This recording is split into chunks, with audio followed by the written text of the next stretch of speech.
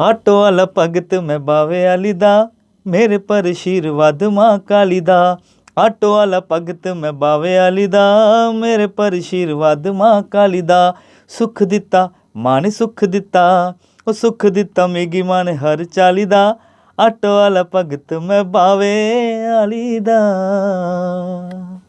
क्या बात है, बहुत अच्छा। तो आप कुछ समझ ही गए होंगे आज हम किनसे रूबरू कराने वाले हैं आपको। जम्मू कश्मीर के जाने माने सिंगर आप जूनियर किशोर दा के नाम से आप उनको जानते हो, और अभी उनका जो सॉन्ग आया है ऑटो वाला भगत, अब कुछ लोग तो उनको ऑटो वाला भगत भी कहते हैं जब वो बाहर निकलते हैं, इससे भी लोग उनको जानते हैं। तो मैं बात कर रहा हूँ दीपक कुमार जी की, जम्मू कश्मीर के जाने माने कलाकार हैं, सिंगर हैं, जिनसे हमने आज आपको रूबरू कराने जा रहे हैं। तो आइए हम उनकी जर्नी के बारे में पहले जानेंगे। सर, कैसे आपकी जर्नी स्टार्ट हुई और कैसे आप सिंगिंग की इस फेज़ में कब से स्टार्ट हुआ, क्या कहना चाहेंगे? Sir thank you very much आपका और आपके चैनल का। मैं बस स्कूल जब मैं पढ़ता था 7th 8th की बात है, मैं तब से मेरा ये रुझान शुरू हो गया था। मैं किशोर दा को गाता था, तो पता नहीं था कि इस लाइन में ही घुसना है, इस लाइन में ही आगे बढ़ना है। आहिस्ता आहिस्ता कर करके किशोर दा को ही अपना आइडल माना, गुरु माना, और आज उनके आशीर्वाद से ये स्टेबल हैं थोड़ा बहुत। नहीं, बहुत अच्छा। काफ़ी आप मतलब पूरे जम्मू कश्मीर में शायद ही कोई ऐसा होगा व्यक्ति जहाँ कोई यूथ होगा जो आपको नहीं जानता। बहुत सारे जम्मू का पूरा यूथ जो है आपको जानता है, आपके सॉन्ग्स को सुनते हैं। और ख़ासकर जो ऑटो वाला भगत आया, जम्मू कश्मीर में नहीं, दिल्ली में बहुत ज़्यादा इन्होंने बताया, दिल्ली में बहुत ज़्यादा इनको जो है रिस्पॉन्स वहाँ पर मिल रहा है। बहुत लोग उस गाने को प्यार दे रहे हैं, और आप अपना प्यार ऐसे ही बनाए रखें, इनको देते रहें प्यार, कि और अच्छा हमारे जम्मू को जो है, हमें पर्सनली मुझे बहुत खुशी होती है जब हमारे जो जम्मू का जो यूथ है, जो हमारे आर्टिस्ट हैं, जब आगे बढ़ते हैं तो बहुत उनसे बात करने का, उनसे बहुत मतलब एक अंदर से एक जो प्राउड की फीलिंग जो है वो आती है, और बहुत मज़ा आता है उनके साथ मिलने का, और उनको देख के बहुत खुशी मिलती है। सर, क्या कहना चाहेंगे, आपका जो सॉन्ग आया ऑटो वाला भगत, इससे जुड़ी हुई कोई ऐसा कोई मोमेंट जो आपको अनफॉरगेटेबल लगा हो, ऐसा कोई मोमेंट हो कोई आप जो शेयर करना चाहेंगे? देखिए, इस बेसिकली ये मैंने सोचा नहीं था कि ये मैं इस गाने को हम लोग बनाएंगे, इस गाने को हम लोग ऐसा करेंगे। ये कोविड की बात है, मेरा श्रीनगर में कंसर्ट था जी। उस टाइम, थोड़ा थोड़ा खुल गए थे तो, लेकिन वो इतना ज़्यादा गाड़ी नहीं वगैरह नहीं थी। तो मैं निकला मॉर्निंग में, कोई 11 बजे की बात है मेरे हिसाब से, 12 बजे से पहले की बात है। तो घर से निकला, मैं छोटे ब्रदर को बोला मुझे जरा छोड़ देना तो अम्फला तक, वहाँ से गाड़ी है, फिर वहाँ से हम लोग दूसरी गाड़ी में जाएंगे जी। टूरिज़्म का प्रोग्राम था वो, संतूर होटल अभी। तो वहाँ पे मैं निकल गया, तो जीवल में ना टायर पंचर हो गया गाड़ी का टायर पंचर हो गया। तो वहाँ से मुझे कॉल आ रही, जल्दी आओ जल्दी आओ। मैं भी जल्दी में, मैंने कहा तू गाड़ी घर ले जा, पंचर लगा जा, जहाँ चेंज करके, ऐसे में मैं निकलता हूँ। मैं जीवल पहुँचा, आगे देखा वहाँ पर कोई गाड़ी नहीं, कुछ नहीं। तो फिर मैं थोड़ा आगे चला गया, तो सेंट पीटर स्कूल के पास एक ऑटो खड़ा था जी। तो मैंने उनको बोला, मैं कहा भैया चलोगे ऑटो वाले भैया? उसने बोला हाँ भाई साहब चलेंगे भैया, डोगरी में, ये बीर जी चलना है तुझे? हाँ जी महाराज, चलो चलो चलो, कोई गल नहीं। तो मैंने कहा हाँ नहीं भैया, पहले तो सो पैसे कितने लेने हैं भाई, क्योंकि अब सब लोग सोचते हैं कि ऑटो वाले बड़े पैसे लेते हैं। बिल्कुल ऐसी कोई बात नहीं है, लेकिन वो भी अपनी मेहनत के लेते हैं। ये भी एक चीज़ सुनने वाली है।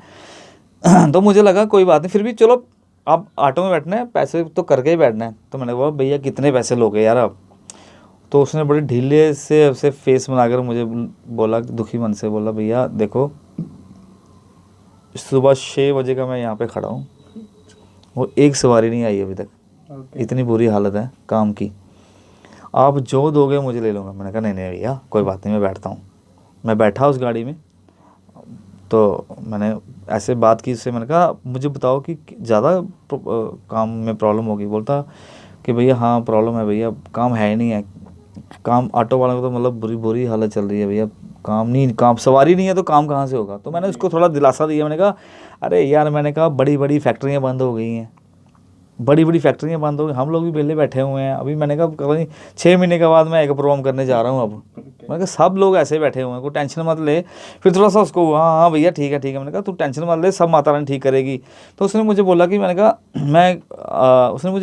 फिर भी आप लोग कैसे मैनेज करते? बोलता, उसने बोला कि वीर जी वैसे माता बावे वाली तो भगत अस, क्या बात वो चला वो ना मेरे दिमाग में क्लिक कर गई उसकी ये छोटी सी। मैंने कहा, फिर मैं इसको बताया, मैंने कहा भैया मैं सिंगर हूँ, तो मैं आपका एक गाना।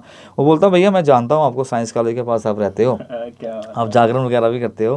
मैंने कहा हाँ हाँ। बोलता भैया, मैंने कहा मैं आपके ऊपर ना कोई भजन लिखूँ बनाऊँगा पक्का यार, मेरा आपसे प्रॉमिस है। तो ऑटो में बैठ गई ना, मेरा दिमाग चलने लगा है उसी तरफ।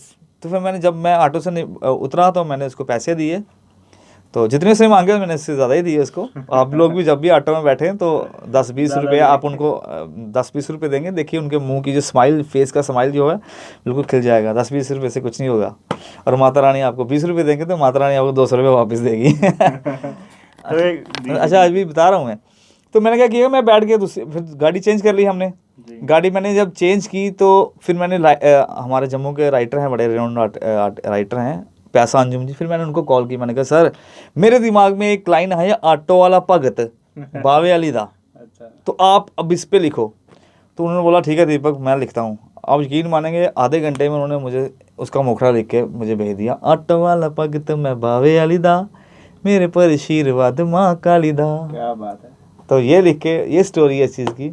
बाकी आपने भजन सुना है, आपको अच्छा लगा, आपने अपना प्यार दिया, उसके लिए मैं सारे जम्मू वासियों का आभारी हूँ। तो बड़ी प्यारी स्टोरी है इस गाने से जुड़ी हुई जो उन्होंने अभी स्टोरी भी रियल है। और सबसे बड़ी बात जो रियल स्टोरी है उसी के ऊपर लिया है। बिल्कुल सही बात है इनके कहने का।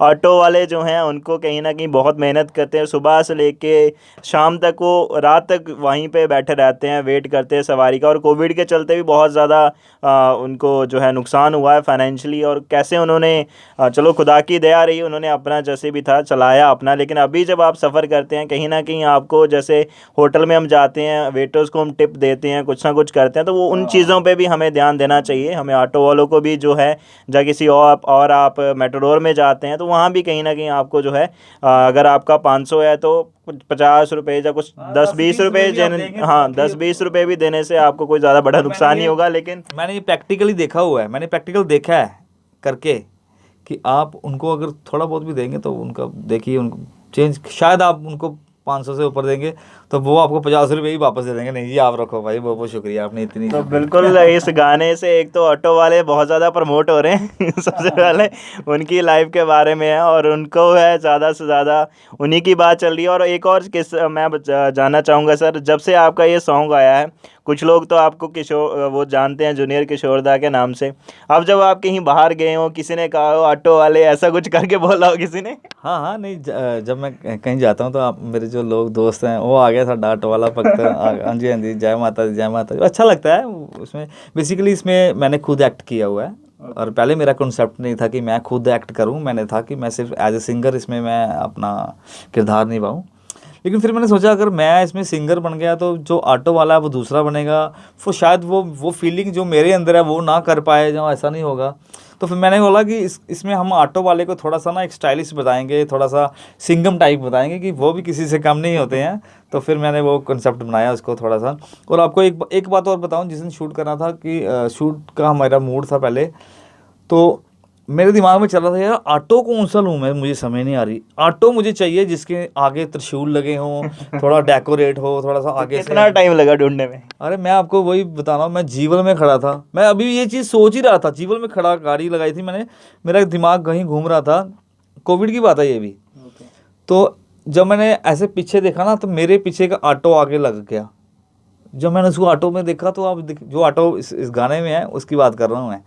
जब मैंने उसको ऑटो को देखा उसमें ऑलरेडी 2 त्रिशूल लगे हुए हैं, सामने गणेश भगवान की फोटो लगी हुई, ऊपर माता रानी का ये लगा। मैंने कहा यार हो अंदर वो उसमें वो लगा हुआ है, उसमें फ़ोटो लगाने के लिए स्टैंड, सारा ऑटोमेटिकली जैसे माता रानी ने।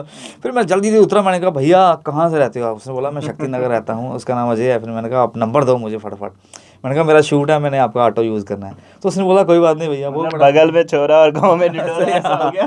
तो वो माता रानी सारा एक रब बनाता ना, एक गॉड जो है ना, बेसिकली गॉड पावर सबसे बड़ी पावर है।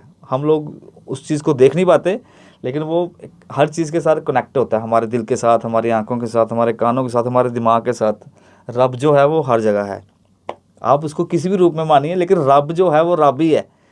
हाँ, तो मैं चाहूँगा अभी बातों का सिलसिला हम जारी रखेंगे ऐसे ही। मैं चाहूँगा हमारे व्यूवर्स के लिए, जो ऑडियंस आपको देख रही है, उनके लिए कोई किशोरदा का कोई आपका फेवरेट सॉन्ग जो है माहौल बनाने के लिए कोई बढ़िया सा। ज़रूर। मैं एक गाना सुनाऊंगा आपको, बड़ा प्यारा है वो, सबको अच्छा ही लगता है वो। सबको मेरी तरफ से डेडिकेट, जितने भी लोग देख रहे हैं। तेरे जैसा यार कहाँ कहाँ ऐसा याराना, याद करेगी दुनिया तेरा मेरा अफसाना। तेरे जैसा यार कहाँ कहाँ ऐसा याराना, मेरी जिंदगी सवारी मुझको गले लगा के, बैठा दिया फलक पे मुझे खाक से उठा के। यारा तेरी यारी को मैंने तो खुदा माना, याद करेगी दुनिया तेरा मेरा अफसाना। Thank you. क्या बात है, क्या बात है। मन करता है कि सुनते जाएं जनाब, गाते जाएं और हम सिर्फ सुनते जाएं। बहुत अच्छी आवाज़ है आपकी। हाँ, मैं चाहूँगा सर आप हमारे व्यूवर्स के साथ आप शेयर करें कि आप जैसे कोविड का टाइम रहा, काफ़ी क्रूशल टाइम रहा, उसका आपके प्रोफेशन पे, आपके काम पे कितना इफेक्ट पड़ा, क्या कहना चाहेंगे? इफेक्ट तो काफ़ी बड़ा, जब ये कोविड शुरू हुआ तब सबसे बहुत बड़ा लॉस मेरा ये हुआ कि मेरी किशोर नाइट सीज़न 3 मेरा जो था वो 15 फ़ेब को था ये। तो इन्होंने अनाउंस कर दिया गवर्नमेंट ने कि गैदरिंग बंद कर दो, ये कर दो, वो कर दो। मेरा अभी भी आप यकीन मानेंगे कि ट्रॉफी सारा बंद, मतलब हॉल बुक सब कुछ रेडी, बिल्कुल प्रोग्राम 2 दिन के बाद मेरा प्रोग्राम था, तो इन्होंने ये कर दिया कि फिर तो आपके लिए तो अर्थक्वेक वही आ गया। मेरे, हाँ, सेकंड अर्थक्वेक वहाँ आया था फिर। तो मैंने कहा यार अब क्या करें। आप यकीन मानेंगे मैं बड़ा भागा इसके लिए कि मुझे कहीं हॉल मिल जाए, कोई ऐसा मिल जाए कि मैं अपना शो मैं पीछे नहीं करना चाहता था, क्योंकि स्पॉन्सर्स मेरे सारे रेडी थे। वो सबसे बड़ी प्रॉब्लम होती है कि स्पॉन्सर्स जब हो तो फिर वो शो करना ही पड़ता है जैसे मर्जी। फिर भी मैंने उनसे रिक्वेस्ट की कि ये प्रॉब्लम आ रही है, फिर उन्होंने मेरा साथ दिया। उन्होंने बोला दीपक जी कोई बात नहीं, आप शो को आगे कर लीजिए, पेंडिंग थोड़ा सा चल रहा है, पेंडिंग चल रहा है, तो आप इसको थोड़ा आगे पोस्टपोन कर लीजिए। फिर हमें नहीं पता था कि इसको, हमने सोचा कि हो जाएगा, 15 दिन का गैप पड़ेगा, 20 दिन का पड़ेगा, 1 महीने का पड़ेगा। हमें थोड़ा पता कि 2 साल 1.5 साल हमें इसी चीज़ से जूझना पड़ेगा। तो काफ़ी शोज़, फिर लोकल शोज़ भी मेरे काफ़ी हुए थे। मेरा काफ़ी इकोनॉमिकली भी काफ़ी लॉस हुआ, तो ऐसे भी लॉस हुआ। सब लोग आर्टिस्ट जो हैं बेचारे वो एक बड़ी बुरी हालत से गुजर रहे थे उस टाइम। तो लेकिन चलो चलता रहा, अब आहिस्ता आहिस्ता ठीक हो। और मेरी सबसे रिक्वेस्ट है कि अभी भी फिर भी आप लोग प्रिकॉशन रखें, क्योंकि कोरोना अभी भी है, बिल्कुल दूर नहीं है, लेकिन फिर भी आप ध्यान रखें। बाकी चलता रहेगा, आहिस्ता आहिस्ता स्लो स्लो सब ठीक हो जाएगा। जी जी सर, आप as a music teacher Jodhamal school में पढ़ाते हैं, एज अ म्यूज़िक टीचर हैं, और फिर साथ में आपकी मैरिड भी हैं, आपकी फैमिली भी है, फिर आपका प्रोफेशन है, तीनों को कैसे मैनेज करते हैं, कितना मुश्किल रहता है, क्या कहना चाहेंगे? नहीं, ऐसा कुछ नहीं है, बिल्कुल इजी है सब कुछ। स्कूल भी मैं इजी तरीके से जाता हूँ, आसानी से। मुझे ना बेसिकली मेरी सबसे बड़ी प्रॉब्लम ये है कि मैं प्रेशर में काम नहीं करता कोई भी। अगर मैं प्रेशर में काम करूं तो मेरे से शायद होगा नहीं, या मैं करता ही नहीं बेसिकली। अगर कोई प्रेशर वाला काम, कभी कभी कई मेरे क्लाइंट होते हैं, जल्दी करो, जल्दी आओ, फलान करो, जल्दी करो, हो नहीं रहा, तो मैं उनको बोल देता हूँ, मैंने कहा मेरे से काम करवाना है तो पीछे होकर करवाना है, वो मैं अपने तरीके से करूँगा, मेरा अपना प्रोफेशनल है, मैं अपने तरीके से देख लूँगा। तो अब कुछ मेरे क्लाइंटों से मेरी काफ़ी सारा मेरे रिलेशन बन चुके हैं, उनको पता है कि दीपक अपने तरीके से काम करेगा, उसको बोलने की ज़रूरत नहीं है। अच्छा, इससे जुड़ा हो कोई किस्सा हो, कोई क्लाइंट ऐसा हुआ हो जहाँ ऐसा कोई बातचीत हुई हो, कोई आप शेयर करना चाहें ऐसा कोई मोमेंट? एक कंपनी का शो था बेसिकली, तो कंपनी का नाम नहीं बताऊंगा मैं। नाम नहीं बता। हाँ, नाम नहीं बताना। तो ऐसे ही किस्सा बताऊंगा मैं।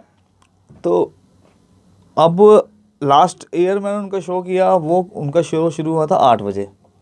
जो इस बार हमने शो करना था उनका टाइम था 5 बजे। तो उन्होंने मुझे शो भी काफ़ी दूर था, 17 माइल जम्मू से, 17 माइल? हाँ, 17 माइल था वहाँ पे। तो 3 बजे उनकी मुझे कॉल आई कि रेडी है सब कुछ। मैंने कहा कहाँ पे? हॉल में। दीपक जी रेडी है सब कुछ? मैं कहा सर अभी 3 बजे हैं सर, अभी 8 बजे प्रोग्राम है आपका। बोलते भाई साहब कौन सा 8 बजे प्रोग्राम है? मैंने कहा आपका प्रोग्राम 8 बजे का ना, ओ 8 बजे का शाम को? बोलता नहीं भाई साहब क्यों मरवा रहे हो, प्रोग्राम 5 बजे का, 4:30 बजे एंट्री है। ओहो, आप यकीन मानने के मैं सीधा खड़ा हो गया, मैंने कहा अब क्या करें, फंस गए। LED वॉल, साउंड सिस्टम, इतना कुछ अरेंज करना, मतलब सबको बोला हुआ था लेकिन सबने अपने तरीके से जाना था। एक जैसे मान लीजिए 8 बजे प्रोग्राम है तो वहाँ पे 4 बजे निकलते यहाँ से, या कुछ भी है। मैंने उसी टाइम फ़ोन किया बंदों को, मैंने कहा जैसे जिस हालत में हो भैया भागो इधर से, अब प्रोग्राम का टाइम 5 बजे है। और आप यकीन मानेंगे कि वो मैंने आपको बोला ना कि भगवान को याद करो, रब को याद करो, सारे काम आपके। तो मैंने कहा भगवान अगर तुम मेरे साथ है ना तो उनका प्रोग्राम ही 7 बजे स्टार्ट होना चाहिए। तो लेकिन जब मैं पहुंचा वहाँ पे, मैं भी कोई 5 बजे पहुंच गया, आगे देखा बंदा वो बड़ा गर्म हुआ है। दीपक जी देखो आपको पता नहीं है, देखो 5 बज गए हैं, सामान सेट नहीं हो रहा, वो नहीं हो रहा, फलान नहीं हो रहा। मुझे ना उसने भी पूरा प्रेशराइज कर दिया, फिर मैं भी पड़ गया इसके बारे में। मैंने कहा चुप करो, मैंने कहा आपकी गलती है। मैंने कहा आपने मुझे इनविटेशन सेंड क्यों नहीं किया, मैं तो उसी चक्कर में घूम रहा हूँ कि आपका 8 बजे है, आपका फर्ज बनता है मुझे भी इनविटेशन। भी आप जब वहाँ पहुँचे वो चेयर डाल के बैठे हो, पूछते हो दीपक जी कितना टाइम हो गया है। हाँ, तो फिर मैंने कहा मुझे तंग मत करो, मैंने कहा लड़के काम कर रहे हैं, उनको काम करने दो, सिर्फ 15-20 मिनट दो उनको। फिर मैंने इसको पकड़ा हाथ से, वैसे पकड़ी इसकी बाजू, मैंने इसको बाहर ले गया। मैंने कहा साहब आप बाहर बैठो, चलो आप इनको काम करने दो। देखो ना, जब बेसिकली काफ़ी बड़े इवेंट होते हैं, अब LED वॉल फिट करनी है तो उसमें भी कम से कम आधा घंटा नॉर्मली लगेगा। वो बेचारों ने इतना सामान उठाया, वो काफ़ी उस टाइम वो मेरी लाइफ का सबसे प्रेशर प्रोग्राम था। मतलब जब सेट हो गया, लेकिन 5-5:15 बजे तक बिल्कुल सेट हो गया था। लोग तो उनके 6-6:30 बजे आए, फिर वो लेट हो गए थे, हमारा सामान फिट हो गया था। फिर मैंने कहा, फिर मुझे सीट पे बैठ के था, मैंने कहा चुप बाद में बात करना। अच्छा, वो आपको ऐसे करे तो आप ऐसे करें। मैंने उसने मुझे ऐसे किया ना, मैं बोल रहा हूँ कि सबसे मेरा प्यार मोहब्बत बन चुका है ना, तो उसने बोला, मैंने कहा चुप अब ये बाद में। कहता ठीक है। जब शो हुआ तो बड़ा सक्सेसफुल हुआ, बड़ा, और मतलब मज़ा आया वहाँ पे गाने का भी। तो वो आए जब लास्ट में हुआ था स्टेज पे भी, उन्होंने मेरे लिए बोला कि ऐसे बहुत अच्छा शो है फलाना, तो अच्छा लगा। बस ये कुछ किस्से ऐसे होते हैं कि जो दिमाग में रहते हैं, चलते रहते हैं।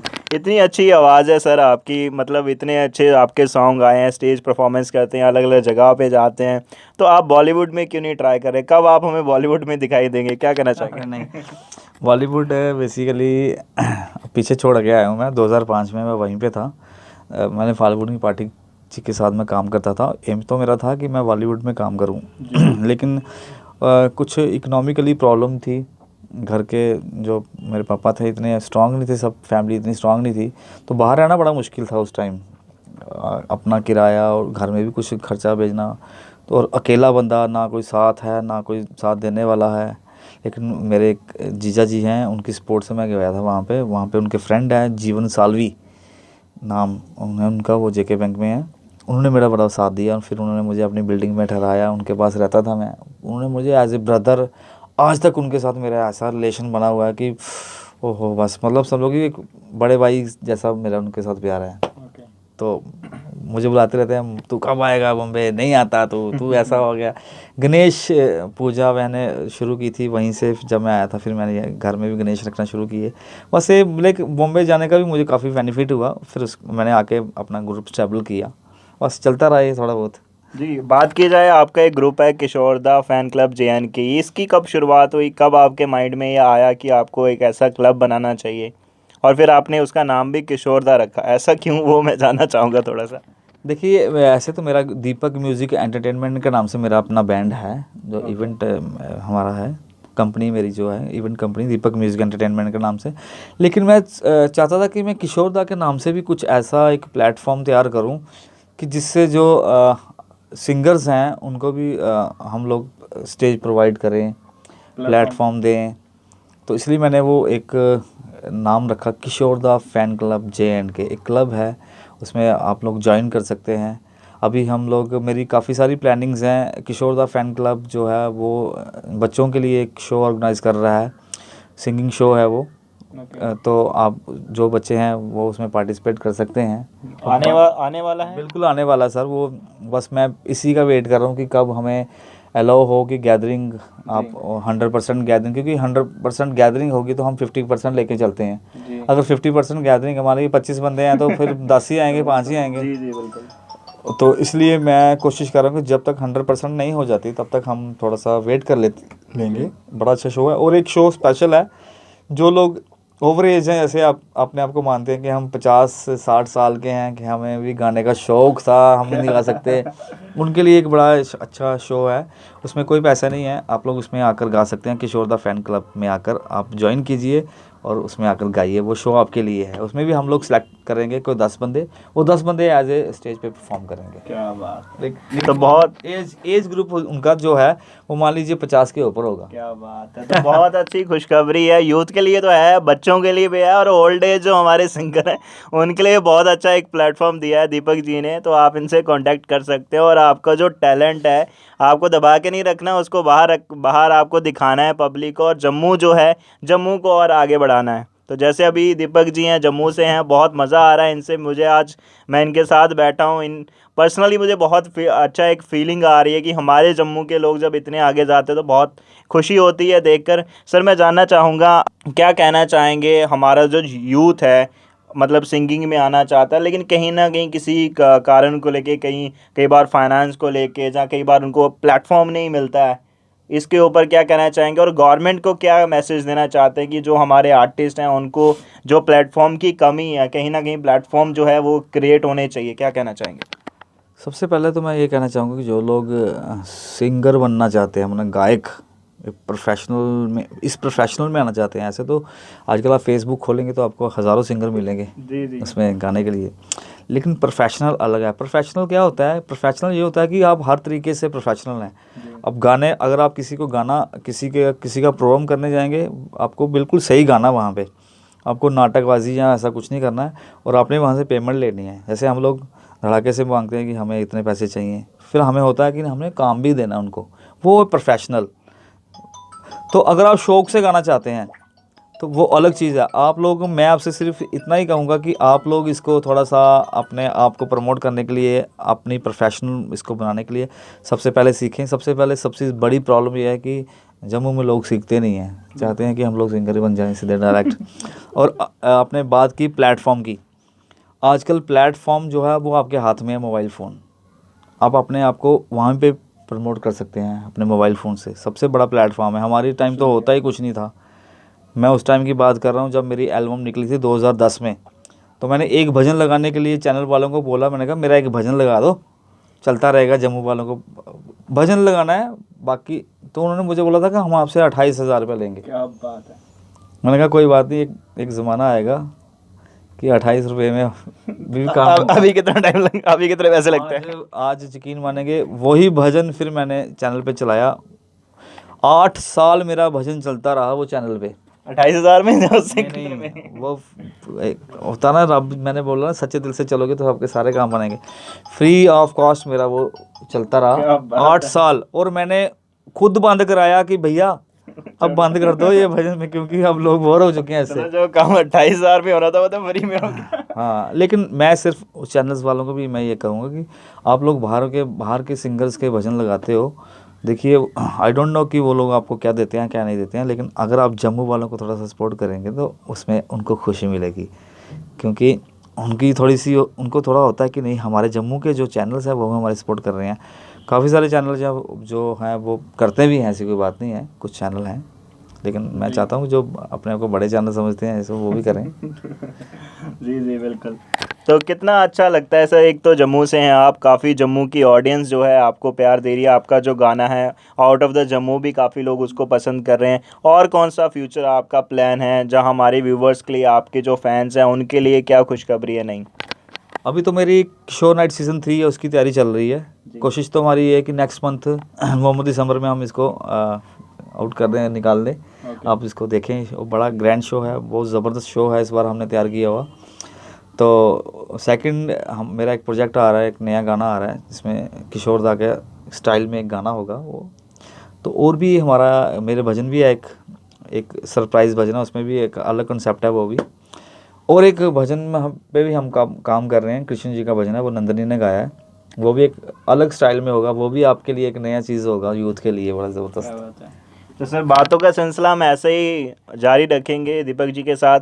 सर किशोर दा, आप जूनियर किशोर दा माने जाते, तो किशोर दा का कोई गाना हो जाए माहौल बनाने के लिए।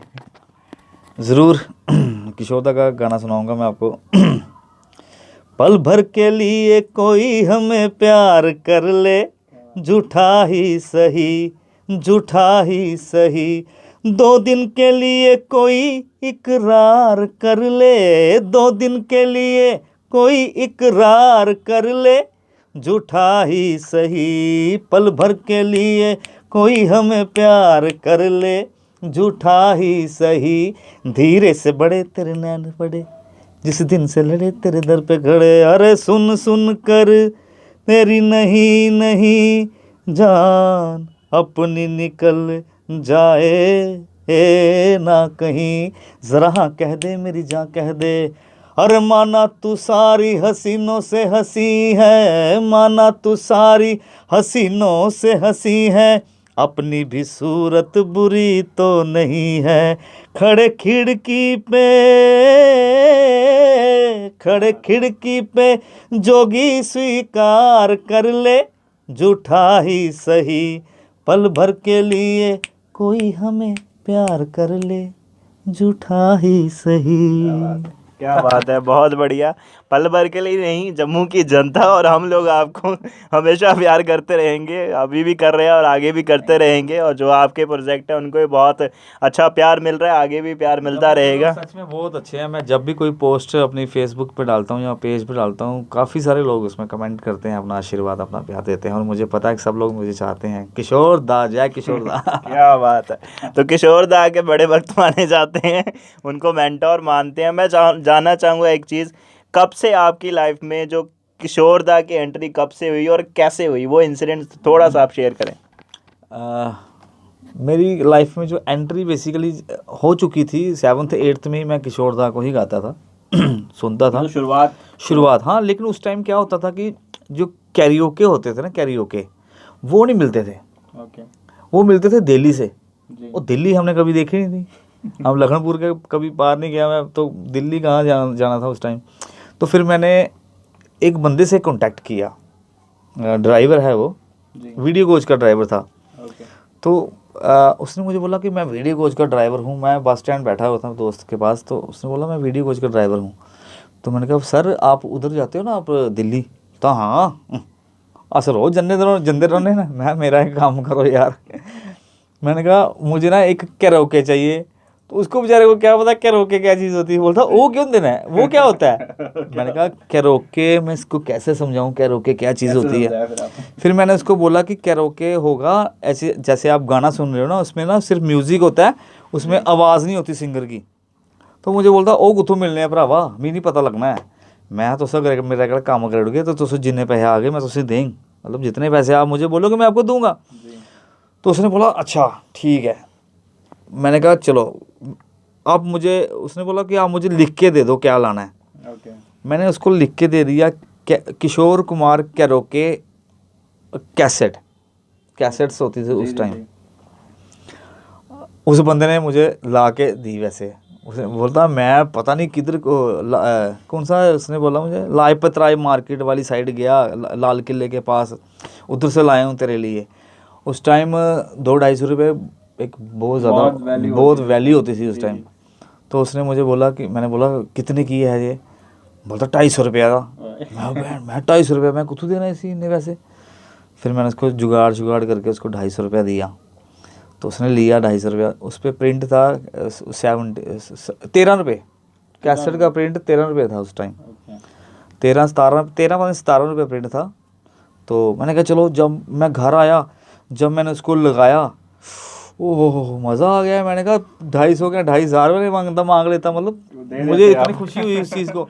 फिर मैंने गाना शुरू किया। फिर उस बंदे से मेरा कॉन्टैक्ट बन गया। मैंने उसको बोला कि मुझे ला, फिर उसने मुझे 2-4 कैसेट्स लाई। फिर मेरा एक दोस्त है मानिक गुप्ता, उसने मुझे दिल्ली का चक्कर लगवाया एक फर्स्ट टाइम। तो मैंने उसके साथ मैं गया, तो फिर मुझे पता चल गया, मुझे ध्यान में था कि वो उसने मुझे बोला था कि लाल किले के पास मार्केट है, वहाँ से लाया मैंने। हाँ, फिर मैंने वहाँ उस मार्केट में गया, फिर मैंने काफ़ी सारे ढेर सारे कैरोके कैसेट्स और वहाँ पे किशोर दा की और भी कैसेट्स वहाँ से लाई। फिर मैंने घर पे मेरे साथ सिस्टम था मेरे पास, मैंने उसमें लगा कर सुनते रहना, गाते रहना, बस ऐसे ही किशोर दा के चरणों में चले गए। और क्या बात है, बहुत बढ़िया किस्सा जो है इन्होंने हमारे साथ शेयर किया।